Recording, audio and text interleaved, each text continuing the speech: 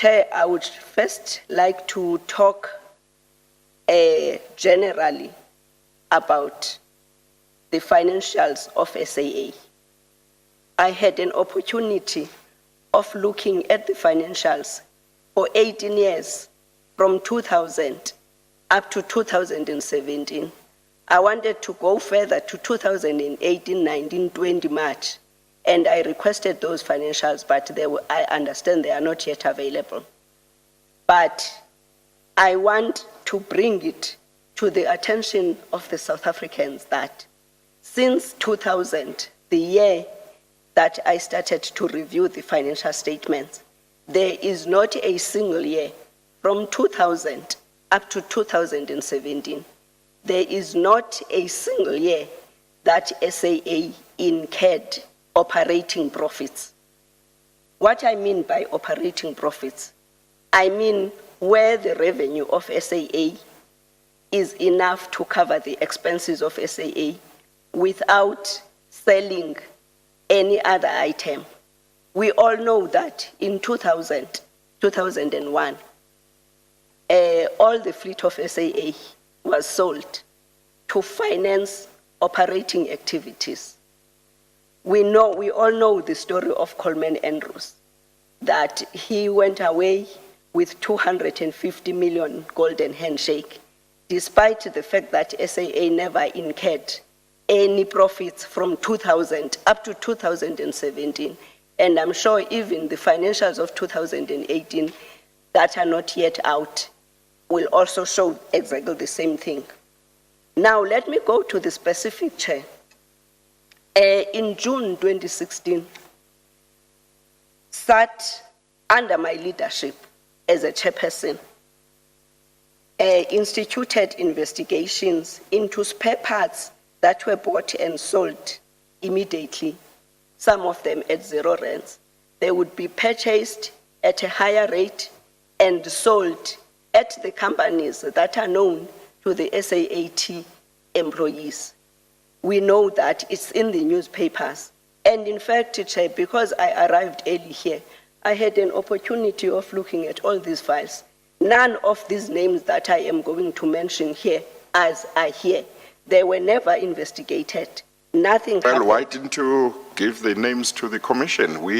I've been asking the public from 2018 to say anyone who is aware of corruption or acts of state capture must please bring that information to the commission. Chair, the reason why I am going to mention them today is because all these names are in the open water reports. And all the open water reports are here with the State Commission. Yes, so now, if the open water report is here, and in fact, the reason why I am here is because of the open water report, I don't understand why I don't know about you being here because of the open water report, because I believe you are here because there have been a number of witnesses who have mentioned your name in certain contexts in regard to the work of the commission. Okay, all right, thank you, Chair. So what I am saying, Chair, is that the names that are in the open water report, the report that the commission has, you are, Chair, investigating the state capture, the corruption, allegations of fraud and bribery, all those things. And all that information, Chair, is in those reports that you have. I will just mention 4, but the report has got a lot of people, Chair. And the reason why I'm mentioning is because they are in the report that you have. I will start, Chair, with Leon Roberts. Leon Roberts was the chairperson of FSST. Sorry, Ms. Kwinana. Yes. You see, if you want to mention other people, shouldn't you have prepared an affidavit and submitted it to the commission, mentioning those people so that they could be given Rule 33 notices and be warned that you intend mentioning them in the commission As I said, so Chair, that they could protect their rights as well. as I said, Chair, I will not mention the name, but I will mention the positions. But as I said, the names, including the positions. Yeah, but sometimes if you don't mention my name, but you say the chairperson of the commission, everybody knows who the chairperson of the commission is. If you say the president of South Africa in 2020, everybody knows who that is. Chair, I don't intend to write an affidavit here. What I would do is to say to Andrew, your investigator, why are you ignoring this report that you already have? That's what I would say, because all these names are in that report. You see, if you want to say, if you want to write to the commission and say, there is evidence that so and so and so and so was involved or is involved in acts of corruption and state capture, and here is that evidence, or that evidence is to be found in a certain document, you may do so, and the commission would look at that. The one thing which I want to mention to you is that when you have failed to do that over the past 2.5 years that this commission has been working, and you mention it now, when we are at the tail end of the work of the commission, we might not be able to look into that, because we are at a stage now, having this commission has been sitting and hearing oral evidence from August 2018. We are at a stage where even some of the investigators have left, because in terms of the work that we have got to do, they have done their part, and we are working on what we have received in the past. So when we receive something new that has not been there, there may be those challenges. It may be that it's something that we regard as so important that we can see what plan we can make to pursue it. But generally speaking, we're in November 2020. The aim was to complete the oral evidence by end of this year, so that January, February, and March next year, which would be the only other months when the commission is allowed to continue, it's for not the hearing of oral evidence. So I'm alerting you to this so that you can understand, if you give us something at this late stage and we are not able to do anything, it might be because of the timing. If you had brought it to our attention much earlier, there might have been time to pursue it. Thank you for that, Chair. Your investigator, Andrew Kitland, was told about these, and in fact, he was told that all that is in the open water. And what he said, no, we are looking for specific people. In fact, that's what he also confirmed in the Zoom interview that was held on 28th of September, that they focused on two issues, the GPUs and components, because they were looking for specific people.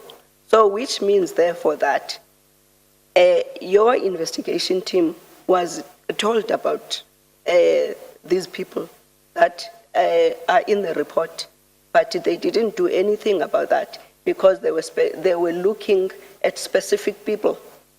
Yes, you see, well, I don't know the context in which he may have said that, but what I can tell you is that we can't look at everybody in South Africa against whom there are allegations of corruption. We can't, because we don't have enough time for that. To do that, you would need years and years and years, okay? And if you have been following the work of the commission, you will know that already when the commission applied at the end of last year to the High Court for the extension of its lifespan, it was reported that I had said that we would narrow our focus even more in order to finish within the time that we have. There are many people that maybe transactions that we should have we may have that may have deserved to be investigated. We have not gone into municipalities, we have not gone into all government departments. There is just not enough time and not enough capacity. So those who responded to the call of the Commission early, when we said, please, South Africans, if you know of somebody who has been involved in acts of state capture or corruption, give us the information. Those who responded early, and if what they told us appeared credible and appeared important, that was identified and followed. We couldn't follow everything. You understand? I understand, Chair, but I have a challenge when a report with so much damning evidence that the Commission has, and the Commission decides to pick and choose, so to say. And Chair, if there is no time for the people who are already mentioned in the reports that you have, then I really do have a problem. Well, some of the matters that we are not able to follow because of time constraints and, will be handed over to law enforcement agencies to investigate further. Thank you, Chair. So what I am going to do, because I really feel strongly about this, and in fact, the reason why I feel strongly about this is when I instituted this investigation,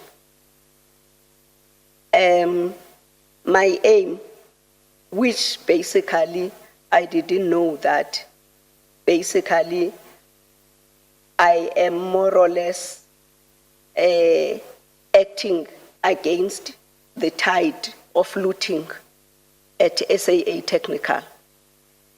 And on the other hand, the evidence is there. And in fact, there is not a single decision, Chair, that I regret I made when I was the chairperson of South African Technical, when I was the chairperson of the audit committee, and when I was a board member of SAA. I can stand with all the decisions that I made. I tried by all means, in respect of this investigation, we even found out that an asset of about 175 million was given away for free. To whom was it given for free? It was given to the entities that are linked to SAA Technical. I mean, really, why wouldn't your investigators look into that? Did you give us an affidavit with that information?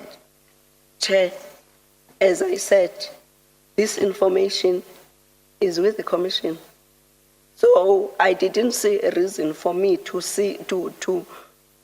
give evidence or to give an affidavit on the information that your investigators have.